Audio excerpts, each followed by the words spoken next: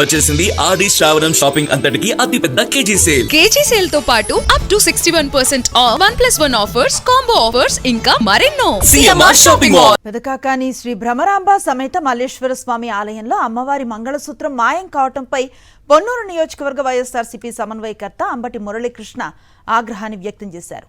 ఈ వ్యవహారంపై గుంటూరు జిల్లా ఎస్పీ, జిల్లా కలెక్టర్కు గ్రీవెన్స్ లో ఫిర్యాదు చేశారు. మంగళసూత్రం మాయమై 10 రోజులవుతున్నా ఆలయ అధికారులు ఎందుకు పోలీసులకు ఫిర్యాదు చేయలేదని ప్రశ్నించారు. 14వ తేదీన చోరీ జరిగితే 21వ తేదీ వరకు కేసు ఎందుకు నమోదు చేయలేదని నిలదీశారు. అమ్మవారి మెడలో మంగళసూత్రం మాయమైనప్పుడు వరలక్ష్మి వ్రతం ఎలా నిర్వహించారని ప్రశ్నించారు. ఈ ఘటనపై కుట్ర కోణం ఉందని, సంయమనం పాటించాలని ఎమ్మెల్యే ధూళిపాళ్ల నరేంద్ర చెప్పడం సిగ్గుమాలిన చర్య అంటూ తీవ్ర వ్యాఖ్యలు చేశారు. ఆలయ స్థిర చర ఆస్తులపై పూర్తిస్థాయి ఆడిట్ను నిర్వహించాలని అంబటి మురళీకృష్ణ డిమాండ్ చేశారు. తరువాత శుక్రవారం నాడు ఎలా వరలక్ష్మి వ్రతం చేశారనేది ప్రజలకు అర్థం కాని ప్రశ్న.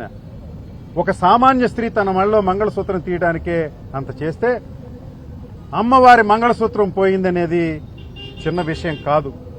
ఇది భావోద్వేగమైనటువంటి విషయం, సెంటిమెంటల్ వాల్యూస్ కుదిన విషయం.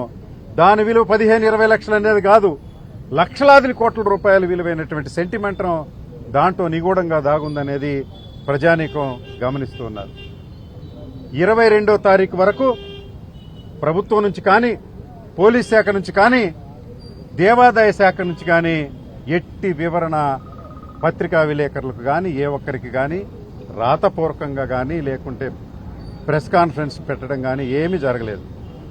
22వ తారీఖున భారతదేశంలోనే మరి ఇలాంటి సాంప్రదాయాలు ఉన్నాయని నేను అనుకోవడం లేదు. అనాది నుంచి దొంగతనాలు జరుగుతూ ఉన్నాయి. కొన్ని గుళ్ళలో విగ్రహాలు ఎత్తుకుపోయిన సంఘటనలు ఉన్నాయి. స్థానిక శాసనసభ్యుడు వచ్చి దీనిలో కుట్రకోణం ఉందని, దీన్ని ఇన్వెస్టిగేట్ చేస్తున్నామని, సంయమనం పాటించాలని రాజకీయాలు చేయడం అనేది ఏమంత భావ్యమైనటువంటి విషయం కాదు. అది తప్పుడు సాంప్రదాయం. అధికారులను బుల్డోస్ చేసి, పోలీసులను బుల్డోస్ చేసి ఎమ్మెల్యే చేస్తున్నటువంటి ఈ వివరణ చట్టరీత్యా నేరం. మరిన్ని అప్డేట్స్ కోసం ఛానల్ ను సబ్స్క్రైబ్ చేయండి. నోటిఫికేషన్స్ కోసం బెల్ ఐకాన్ పై క్లిక్ చేయండి.